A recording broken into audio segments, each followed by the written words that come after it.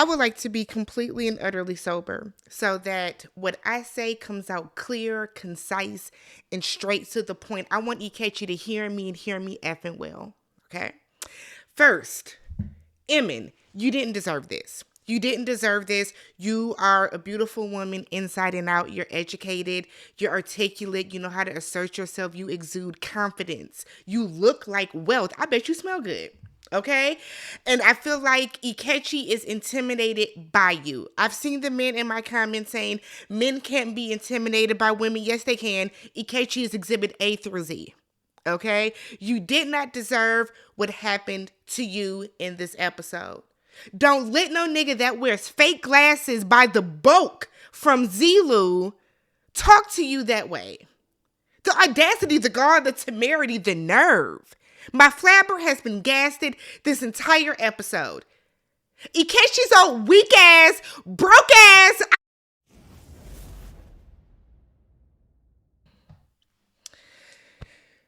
What's up, y'all? Welcome and welcome back to the channel. I'm Tammy. This is TammyTalks. We are here to talk Married at First Sight. This is season 18, episode 10, anniversary dinner showdown. Before we even get started with anything else, Happy New Year, everybody. I hope you guys had a very safe and happy holiday season, no matter what you chose to celebrate. I hope it went well for everybody. Everybody came into the new year renewed and full of joy and determination and all that type of stuff. All right. So let's get that out the way because y'all know I rock with y'all. Okay. So if you guys have not already, if you are brand new to the channel or a returning viewer that is just not yet subscribed, make this the video that you guys hit that subscribe button. We got goals for 2025. All right. So subscribe to the channel. As always, we want to get to at least 1,000 likes on our Married at First Sight videos. And then leave your comments down below. It is a lot to talk about. A lot to talk about. We have things to talk about. a lot. All right. So let's go ahead and get right into it. It's the couple's 1 month anniversary. Everybody's 1 month anniversary. Yeah. Kudos. This is going to be the only anniversary that probably all of them celebrate. So do it big. And y'all did your big one today. Okay. So we start off with Madison and Alan. So they get their basket from the experts. And y'all know the experts every year, every season, they like to give people a little something, something. It's typically their vows that are framed to remind them of how y'all are acting like anything but what you said you were going to behave like. So it's their vows. It's either a video of their wedding or it is the pictures that they took from the wedding.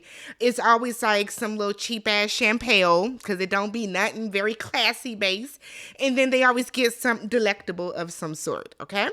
So Alan keeps saying that he's happy to be married to her and that she is his wife. So Alan is expressing his happiness and his joy. She does not return the sentiment, right? What I have noticed is that whenever Alan is talking about how much he likes Madison, he's trying to get emotional, he's trying to have an intimate conversation with her, somehow, some way, she always finds a way to talk about that damn dog. Now, yes, Luffy took the cookie. Let the dog have the cookie. Do you want the cookie now that it's been in his mouth?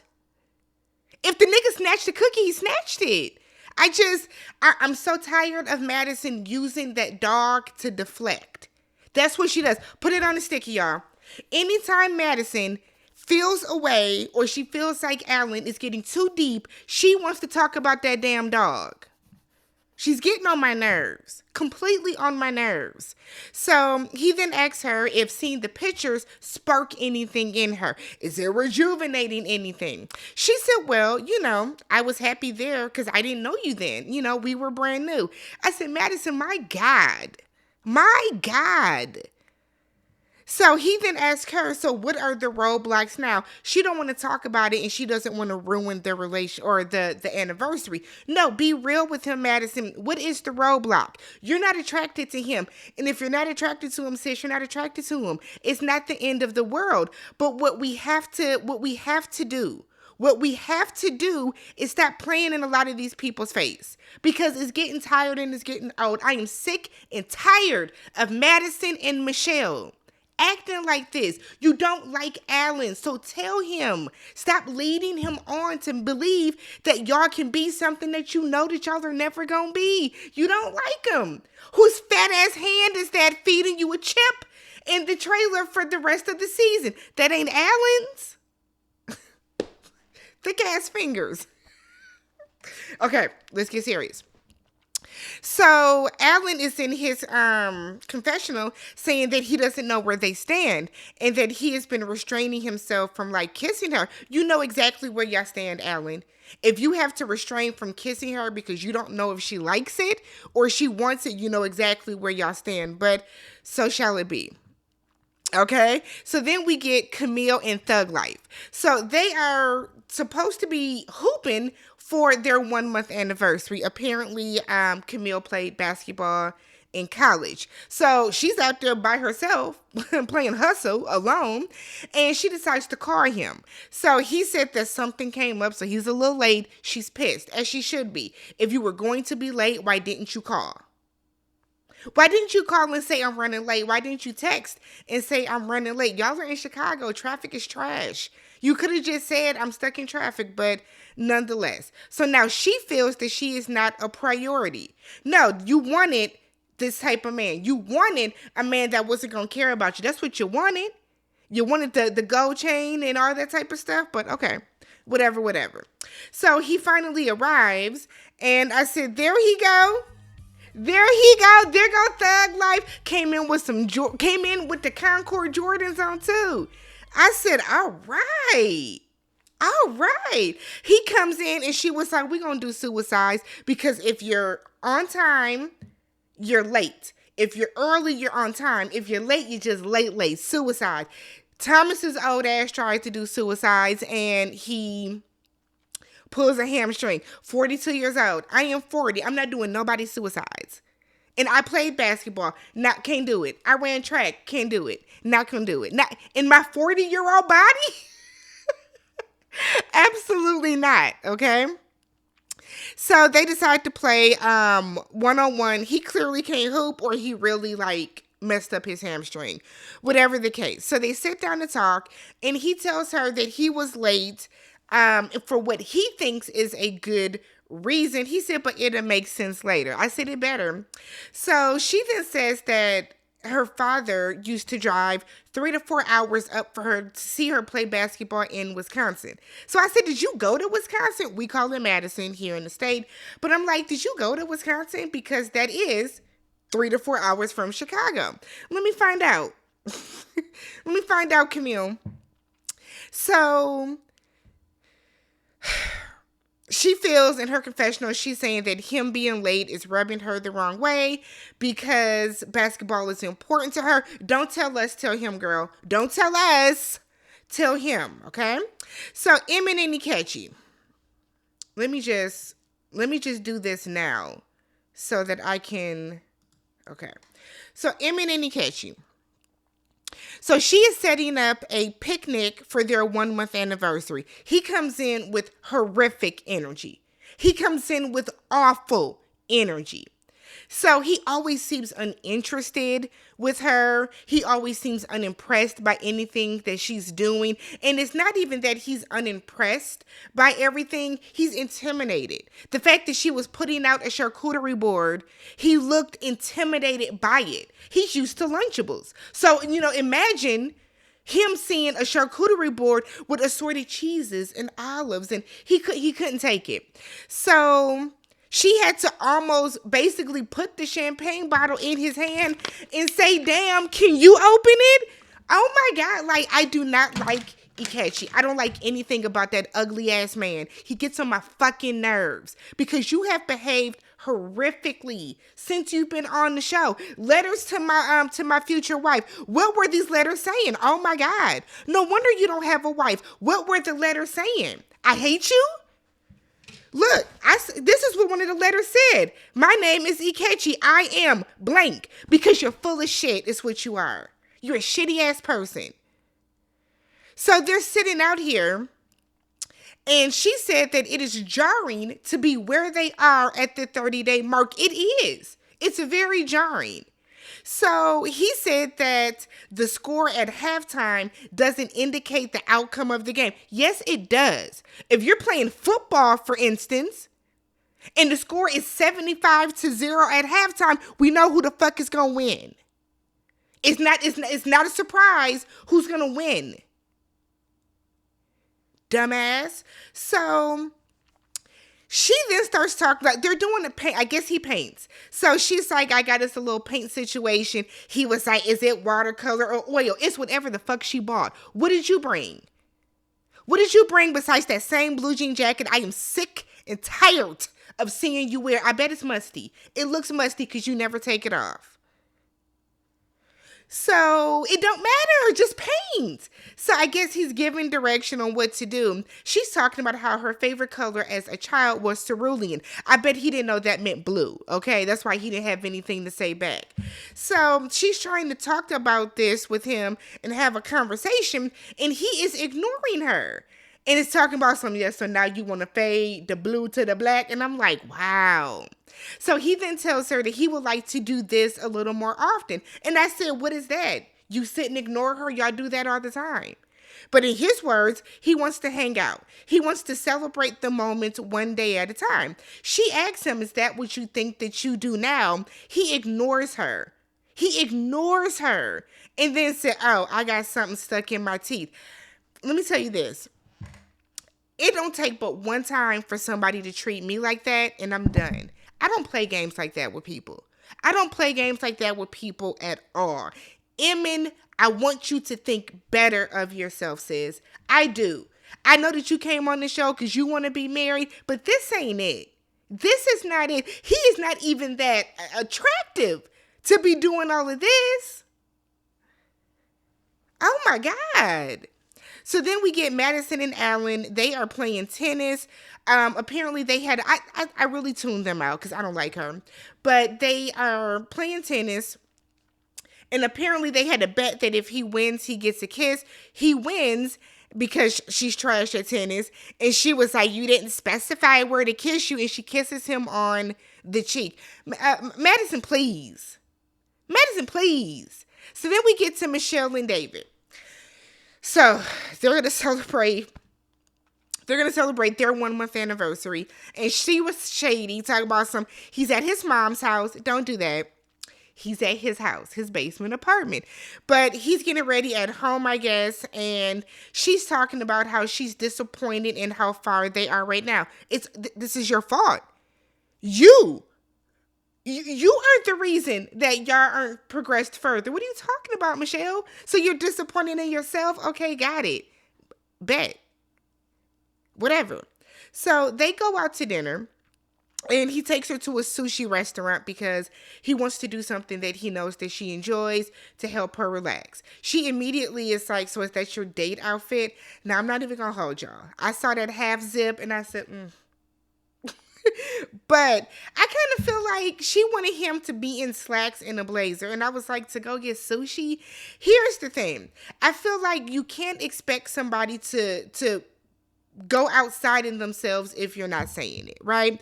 If that is what David felt comfortable in, that's what he felt comfortable in. You know what I mean? I just kind of feel like she finds different ways to nitpick. She finds different ways to nitpick about. Like, what he had on, to me, if that's his swag, sis. I mean, I guess I don't understand what she wanted, but it was whatever. So he said that he thought that they would be further than they are at this point, and he's frustrated that he can't figure out how to make her happy. She was like, well, I'm the only person that can make me happy. Bitch, we know. We know, Michelle. You don't know how to make yourself happy, though, sis. So he then asks her, does she know what makes her happy? Because I don't think she does. 2 points for David, because I don't think Michelle does know what makes her happy. Michelle seems like a person that just likes to complain. She stays in a state of constant complaint. Nothing makes her happy. She's a person that's never going to be satisfied, ever. So she then goes on to say that she feels a way that he didn't ask her if this is where she thought they would be. Michelle, let me ask you this. If you're not satisfied with where y'all are at this point, And David is frustrated with where y'all are at this point. Why does he need to ask you that when it is very clear that you don't like him? You don't want to kick it with escape with him, Nathan. It is very clear that you are not pleased with where y'all are at this point in the marriage. Why does he have to ask you? Why? I was with David. If you ask me, why isn't it automatic for you to then reciprocate your answer? If somebody asks me, so Tammy, what is your favorite color? I'll tell you, my favorite color is red. What's your favorite color? See how that just rolled off the tip of my tongue? It's not rocket science. Come on. Use both sides of that big ass brain you got, Michelle. My God. Everybody got on my nerves today. Everybody got on my nerves tonight. My God. So he then tells her that, it's common conversation flow for her to just respond. She then said that he doesn't ask her questions. And I would like to refer back to the honeymoon when he was asking you questions. He asked, were you close with your parents? And you had a shit fit about that, Michelle. Why are you shocked that David don't want to ask you nothing? Because when he was asking you stuff, you didn't want to answer. So he tells her, well, because when I do, you give very short answers or you don't answer. So what is the point? What is the point? I don't like talking just for my health. If I'm going to say words, they're going to be for a reason. If I'm going to ask questions, it's because I know I'm going to get an answer. Nobody's going to be out here wasting breath and jaw muscle on you, Michelle, for you to not want to respond back. Go home. I'm like, go on back to that little piece of apartment you got that you swear is a mansion in the sky. So, oh my God. So, she then asked if he is happy. Does he look happy to you? This conversation, y'all, I'd have been like, girl, I'm about to just go ahead and get up out of here. Wrap my sushi roll up because what is going on? So he was like, no, I'm frustrated because I've been respectful. I've been cordial. I've been myself and nothing works. I do not know what you want. She says that there's no connection. Okay. So she feels because there is no connection, they are unable to move forward. So why are you still on the show wasting everybody's time? Go home, Michelle. If you don't have a connection with him, save me. Save me. So I don't have to watch it. So he then asks her, will there ever be a connection? Tuck your shame in, David. Have some pride in yourself. Stand up. Don't ask her nothing else. She then says that she's trying. Try harder. We then get to Juan and Carla. So they are at Juan's warehouse for their 1 month anniversary. I said, oh my God, the ghetto. So they're there because Juan said, look, if you want to be an entrepreneur, I want to show you that we have fun up front, but the warehouse is where, we do a lot of hard work. Lord have mercy. Carla then cannot explain what Juan does because she was not paying attention. Carla blurts out that she quit her job today. No, you were fired, Carla. Is what happened. Talking about it was mutual. It was not mutual. You were fired. So not only do you not have a home, but you also don't have a job. Girl, talking about I can't be managed. Let me tell y'all this. I can't stand when people say stuff like that. I hate when people say that, I just don't like having anybody tell me what to do. The world has people telling them what to do. The IRS tells us to pay our taxes. The police tell us not to speed. The law tells us not to unalive people. We are managed in every aspect of life. I don't know why y'all think that because you don't have a boss at your job that you're just this free-flowing person and, oh my God, I can do whatever I want. No, that's not how life works. You are still managed. So she said, it was mutual. No, you got fired. You felt that you can't be managed and that salon said, well, take your rusty ass somewhere else then. That's what happened. So she says that she can now expand her business. Juan is in his confessional saying, you can be crazy, but you can't be stupid. I do not believe in quitting a job without having another lined up. But, Carla operates off of vibes. So Emmett and Ikechi are coming home from that awful picnic, okay? So they walk in, they see their gift from the experts. Now she sits down on the couch. He decides to sit on a stool, okay? Doesn't even sit by her. They're looking at their wedding album, and she was like, do you want to look at this with me? Sure. She thumbs through. He looking over like, like he doesn't care. So Emmett is looking at the vows, and she was like, how do you feel about your vows now? He said that he meant what he said when he said it. And she was like, even about me? So he gets mad, and it's like, I meant what I said when I said it. Emmett is like, that doesn't answer the question. He then tells her, I wasn't trying to answer the question. I just said, who the fuck are you talking to? See, Ikechi got the right one, because I promise you, Camille wouldn't be taking this from him. Camille would be lighting his ass up every chance she got. So he then goes on to say that he feels that she charges him up about his answers. And he feels that she hits him over the head with an answer stick. And if that's what she wants, then he can give the vows back, and that's what she can keep. He then goes on to say that he has kept his vows. Okay, he said in her vows, she did not say that she was going to be an asshole, because in his vows, he said he would be solid, and he hasn't done anything to her, and he respects her. I said, nigga, when are you respecting her? When? When are you respecting her? You just called her a fucking asshole. Is that showing respect? You have called her aggressive. Is that showing respect? You have called her a predator. Is that showing respect? You put her hand on your fucking dick. Is that showing respect? Maybe I should have put up the definition of respect, because Ikechi, the author, doesn't know what respect means. Get the prescription put in them glasses, and then maybe you can see what the fuck is going on. So now he got bass in his voice. Don't come at me about my answers. So then he gets up and he walks out, and then Emmett goes to the bathroom to cry. And I said, no, ma'am.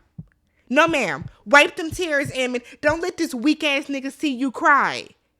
Don't let somebody talk to you like that. I felt so bad for her, y'all, because she doesn't deserve it.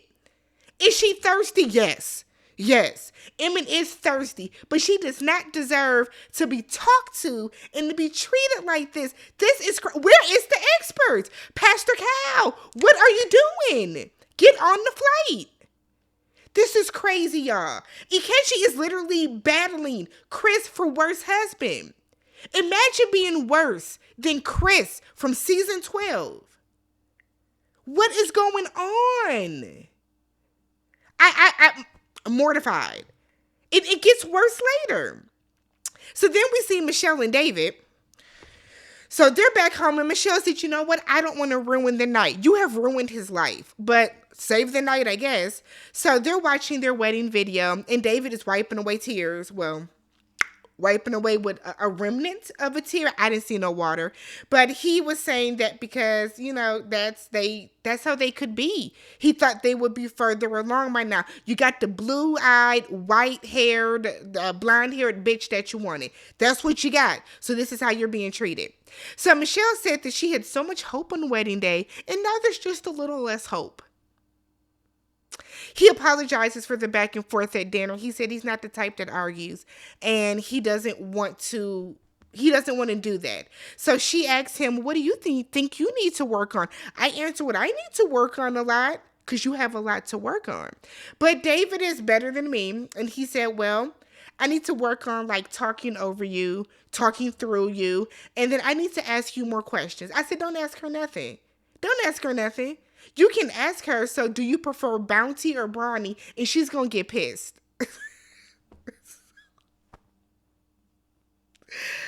Tonight's episode was so unhinged. Oh my God.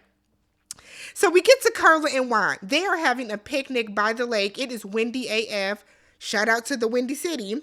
And they open up their wedding book from the experts, and they are looking at the pictures. Juan said, these are my favorite books. I love picture books.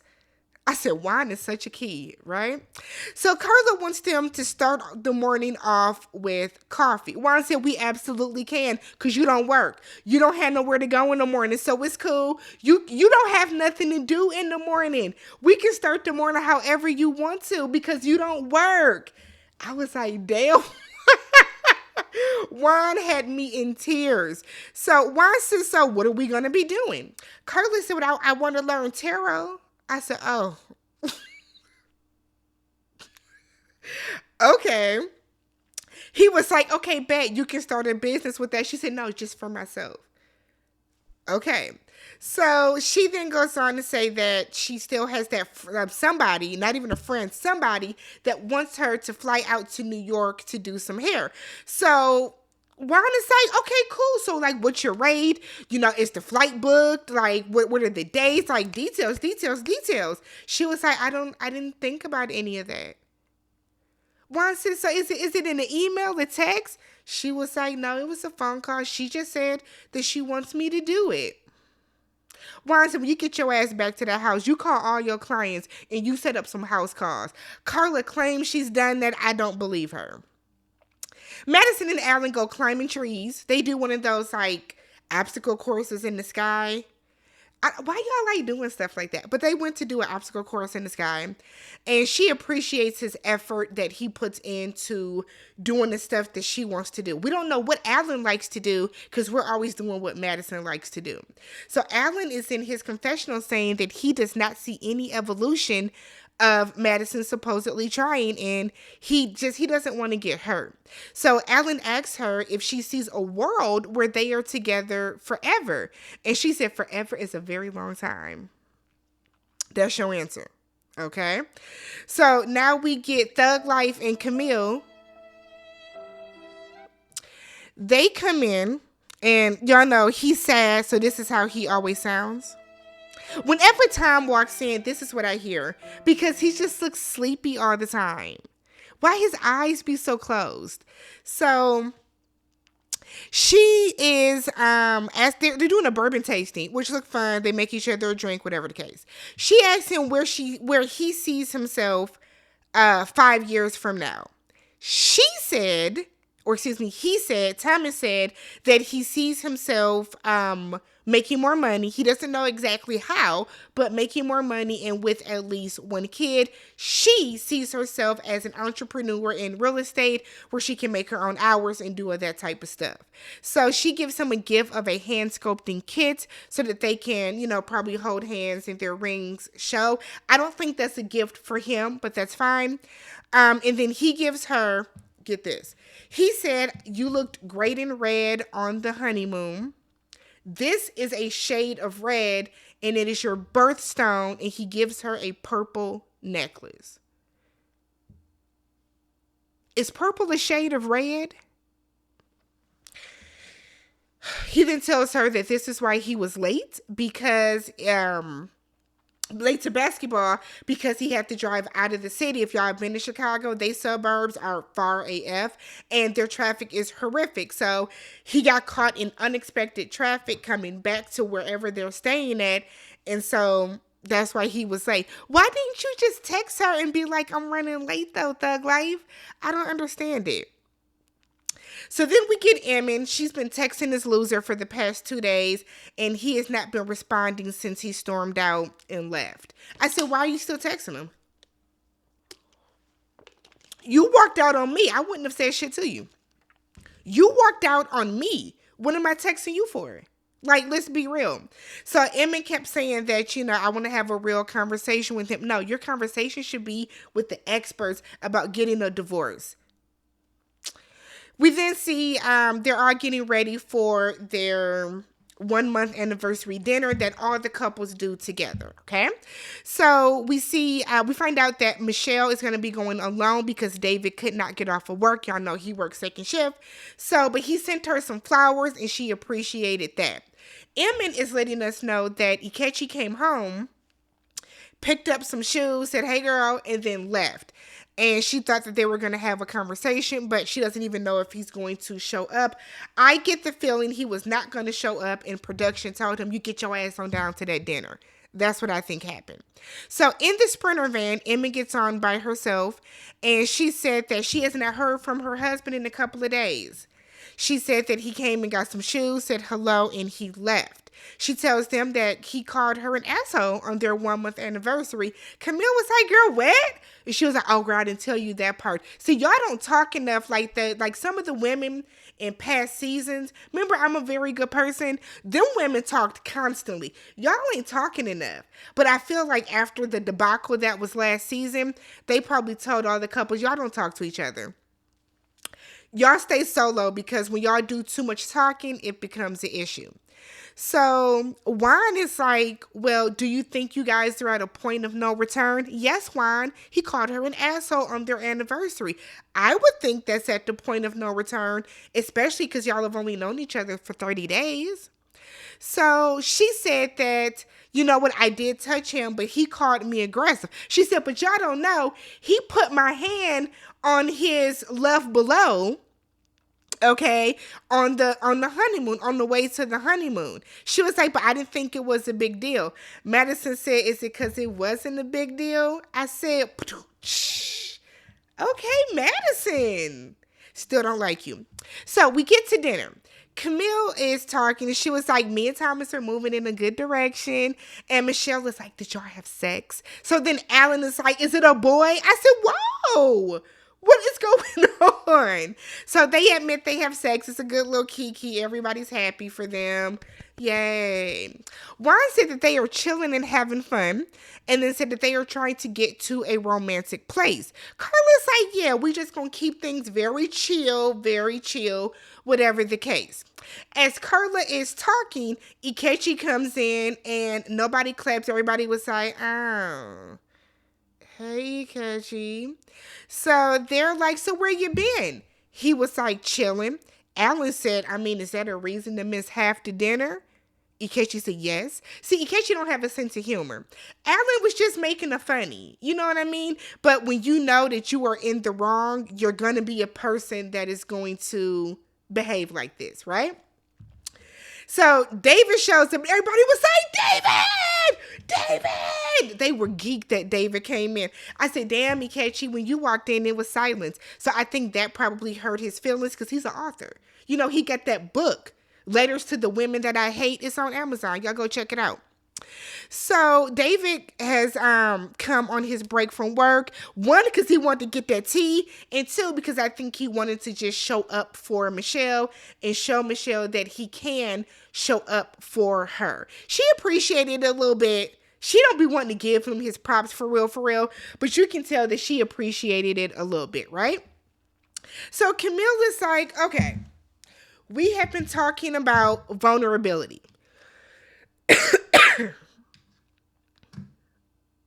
Oh my God, excuse me, y'all.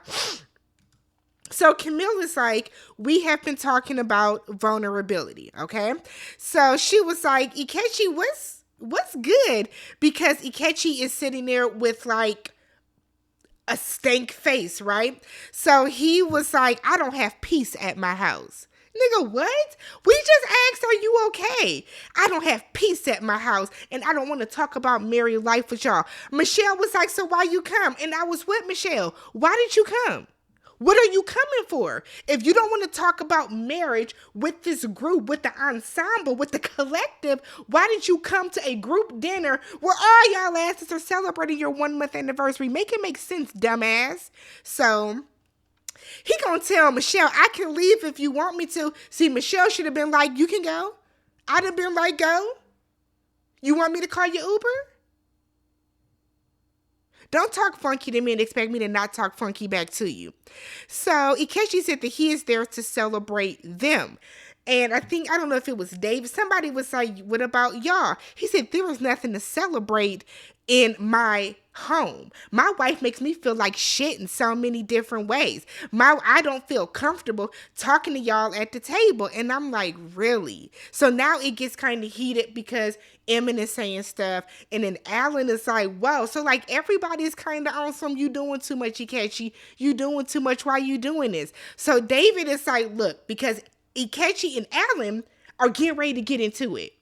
So David is like, look, Okay, let's just look. They don't want to talk about it. Whatever is going on should be handled with them in-house behind closed doors. Now, remember, David was not on the bus, on the Sprinter. So David doesn't know what is really going on. So he don't know that, Ikechi been calling her an asshole and a predator and all this other type of stuff, right? So then Juan is like, well, why don't we all just be positive? Shut up, Juan. Everything ain't fun and games. There's nothing positive about what's going on right now. So Emmett said, I've tried to be positive, but my husband called me an asshole and I have nothing more to give. She said, I have been texting and calling you for the past 2 days and you did not answer. Ikechi sits up there and lies with a straight face and was like, no, you didn't. She said, so then you show up here in this Joker ass suit. I said, clown his ass.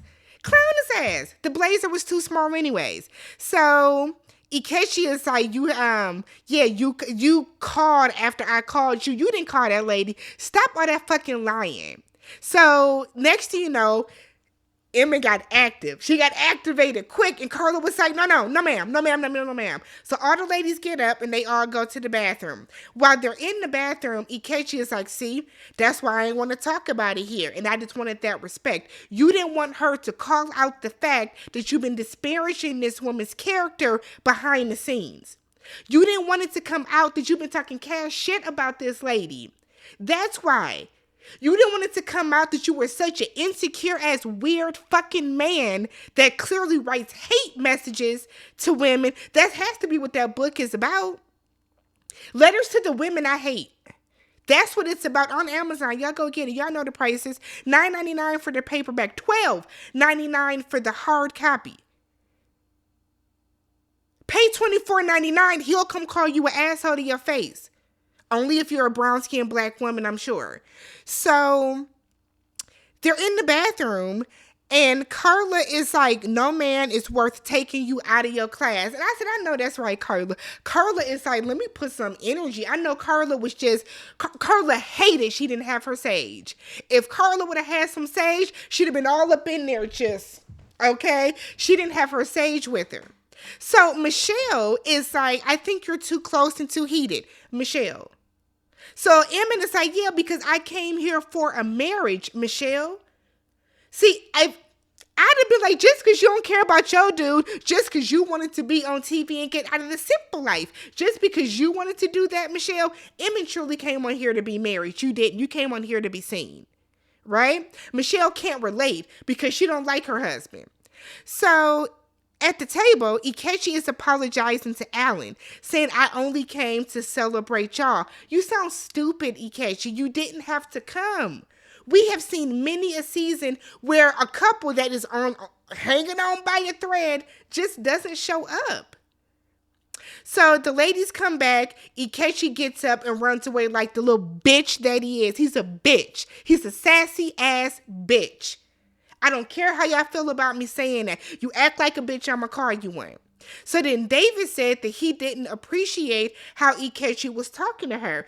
And Emmett is like, look, I've been dealing with this behind closed doors. David said, I have no idea. Because see, David would never talk to a woman like that because David was raised. Now I got to look at your mama, Ikechi, and your sisters, and all them people that sat at that table and said that you can't even walk down the mile in Michigan without women throwing themselves at you because you wrote a little fucking paper book. Because now I got to look at your mama and feel like you didn't raise your son with respect. You didn't. Mama Talks would never. The way my mama would have my brother's ass on a stick if he was talking to his wife the way that Ikechi talks to him, and it's crazy, right? So then Ikechi is out in the hallway with production saying, I'm not sitting next to that. Nigga, to that? Wow. Okay. Talking about I like to be around maturity. You're not mature. You're not mature. So Juan, Lord have mercy. Juan said, y'all are blaming each other. It's a lot of finger pointing. Juan, shut up. You in that bald spot in the back of your head. Shut up, Juan. This is not your argument. This is not your conversation. Everything is not all fun and games like you want to make it. Because when Carla get up in your ass a little bit later and you sitting up there crying because Dr. Pia done told you quit playing so damn much, I know something. So Ikechi is outside saying that Emin has been jumping on him since the wedding night. Saying that even at the wedding, I couldn't even ask if I can kiss her. She shoved her tongue down my throat. It's been different since I said I didn't want to sleep with her. I don't know her well enough to sleep with her. Do I think that Emin is pulling his dick out of his boxers? I don't. I don't think that's happening. You're not attracted to her. And instead of you being honest about it and just saying, I'm not physically attracted to you yet, you want to make her out to be a predator, and it's not fucking fair that you are willing to disparage this woman's character and put her business in jeopardy by making these accusations instead of you being the man that you claim to be and being honest with her. You are intimidated by this woman that has more money than you, that has more education than you, that had a better upbringing than you, that has a better apartment than you, that probably has a better car than you. That's what you're intimidated by. Hell, she had a better air fryer than you. Her bed probably costs more. Her couch probably costs more. And little shit like that you can't take. That shows how insecure of a simple ass man you are. I am disgusted by you. Disgusted by you. A waste of a person. So now Emin is at the table crying, and then we have the Black Girl Coalition because Camille is like, come on. So they go in the bathroom, and Camille said a word. The audacity of Ikechi to claim to be a woke man, to claim to be down for the sisters, but you sit on national color television and call this black woman aggressive. Fuck out of here. So then outside, Ikechi said he's okay with walking away. Go on and get the fuck, nigga. Go. Nobody is keeping you here. Outside of the paycheck you so clearly need because you keep wearing that punk ass blue jean jacket. We then see him move out, and he does a diary cam talking about I don't want to be with somebody that belittles me and insults me and thinks that I'm less than. She never said anything of that sort. She has never made any insinuations of that sort. You think she's better than you. You think she looks down on you because you look down on yourself. You don't have the self-esteem to big yourself up. You don't have the confidence. You're intimidated by this educated black woman that you can't deal. You wanted a woman like Emin Clarks. You wanted a woman that was going to come in that you can manipulate, and she's too fucking smart for that. So you can't take it. So we see him move out. Whatever. So then Emin gets home and she's like, he moved out, but his air fryer is here. So I guess that's some kind of hope. Go to bed, Emin. Wake up in the morning. Call Pastor Cow, Dr. Dr. Pia, and Dr. Pepper and tell them you are completely and utterly done. If you want me to do it for you, I would love to. Let me know what you guys thought about the episode. I'm hot from the lights. I'm hot from anger. I'm so irritated, but I'll catch you guys in the comment section. Meet me down there.